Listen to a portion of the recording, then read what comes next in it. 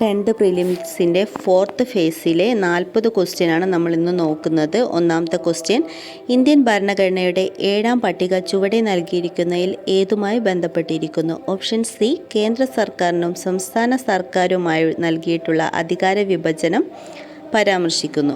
2, Indian cricket താരം സച്ചിൻ ടെണ്ടുൽക്കറിന് ലഭ്യമായ അംഗീകാരങ്ങളിൽ ചിലതാണ് താഴെ നൽകിയിരിക്കുന്നത്. ശരിയായവ തിരഞ്ഞെടുക്കുക. 1, കായിക ലോകത്തെ ഓസ്കാർ എന്നറിയപ്പെടുന്ന അംഗീകാരമായ ലോറസ് പുരസ്കാരം നേടിയ ആദ്യ ഇന്ത്യക്കാരൻ. 2, ഇന്ത്യൻ വ്യോമസേനയുടെ ഓണററി ഗ്രൂപ്പ് ക്യാപ്റ്റൻ പദവി ലഭിച്ച ആദ്യ വ്യക്തി.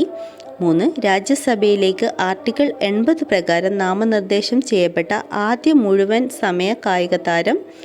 4, തിരഞ്ഞെടുപ്പ് കമ്മീഷൻ നാഷണൽ ഐക്കണായി തിരഞ്ഞെടുക്കപ്പെട്ട ക്രിക്കറ്റ് താരം. 4 ഓപ്ഷനും ശരിയാണ്. അപ്പോൾ ഓപ്ഷൻ ഡി എല്ലാം ശരിയാണ് എന്നാണ് കറക്റ്റ്.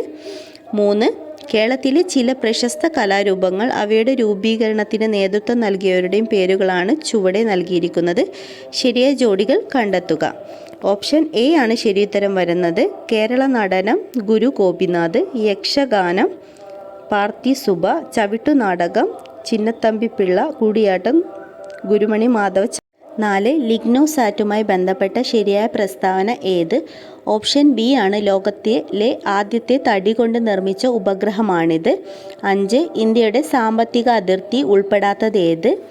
ഓപ്ഷൻ സി, ഇന്ത്യക്കകത്തുള്ള മറ്റ് രാജ്യത്തിൻ്റെ എംബസികൾ, ഹൈക്കമ്മീഷനുകൾ.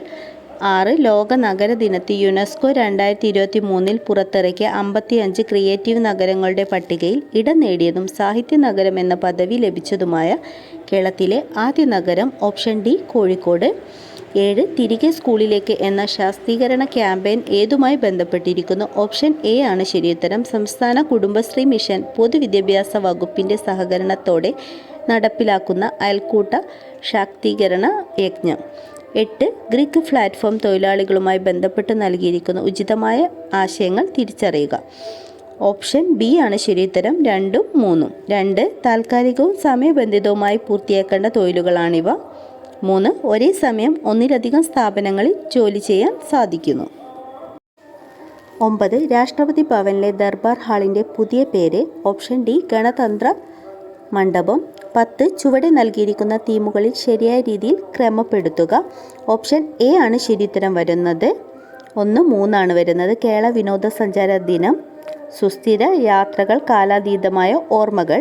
2, 4 ആണ് വരുന്നത്. കേരള വിനോദസഞ്ചാരം 2024, വൃത്തിയുള്ളതും പച്ചപ്പുള്ളതും. 3, UNEP 2024. 1 ആണ് വരുന്നത്. നമ്മുടെ ഭൂമി നമ്മുടെ ഭാവി. 4, ലോക വിനോദസഞ്ചാര ദിനം. 2 ആണ് വരുന്നത്. വിനോദസഞ്ചാരവും സമാധാനവും. 11, സിന്ധു നദിയുടെ പോഷക നദികൾ താഴെ കൊടുത്തിരിക്കുന്നതിൽ ശരിയായവ. ഓപ്ഷൻ എ ആണ് സ്ഥലം ചിനാബ്, രവി, ബിയാസ്, സത്ലജ്. 12, ഇന്ത്യയിലെ കാർഷിക കാലങ്ങളിൽ റാബിയുടെ ശരിയായ വിളയിറക്കൽ കാലം. ഓപ്ഷൻ സി, നവംബർ മധ്യം. 13, കോട്ടണോപോളിസ് എന്ന് വിശേഷിപ്പിക്കപ്പെട്ട ഇന്ത്യൻ നഗരം. Option d, Mumbai. 14, 1959 ജർമ്മനിയുടെ സാങ്കേതിക സഹായത്തോടെ സ്ഥാപിതമായ ഇന്ത്യയുടെ ഇരുമ്പുരുക്ക് ശാല. ഓപ്ഷൻ ബി ആണ് ഹിന്ദുസ്ഥാൻ സ്റ്റീൽ ലിമിറ്റഡ്, റൂർക്കേല. 15, ഇന്ത്യയിലെ 6 വരി പാതകളായ സൂപ്പർ ഹൈവേകൾ ചേർത്ത് ചുവർണ്ണ ചതുഷ്കോണ സൂപ്പർ ഹൈവേ എന്ന് പേര് നൽകിയിരിക്കുന്ന റോഡ് ഏതെല്ലാം നഗരങ്ങൾ തമ്മിൽ ബന്ധിപ്പിക്കുന്നു? Option B, Delhi, Mumbai, Chennai, Kolkata. 16, 1956 November 1 Kerala സംസ്ഥാനം രൂപീകൃതമാകുമ്പോൾ തിരുവിതാംകൂറിൻ്റെ ഭാഗമായിരുന്ന ഏതെല്ലാം താലൂക്കുകളാണ് മദിരാശി സംസ്ഥാനത്തിന് വിട്ടുകൊടുത്തത്? തോവാള, അഗസ്തീശ്വരം, കൽക്കുളം, വിളവങ്കോട്.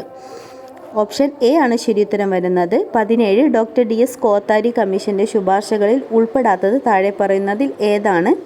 ഓപ്ഷൻ സി, ത്രിഭാഷാ പദ്ധതി നടപ്പിലാക്കണം. 18, കേരളത്തിലെ ഏത് നിയമസഭാ മണ്ഡലത്തിലേക്കുള്ള ഉപതെരഞ്ഞെടുപ്പാണ് ആദ്യമായി ഇലക്ട്രോണിക് വോട്ടിംഗ് മെഷീൻ പരീക്ഷിച്ചത്? Option B, Paravur.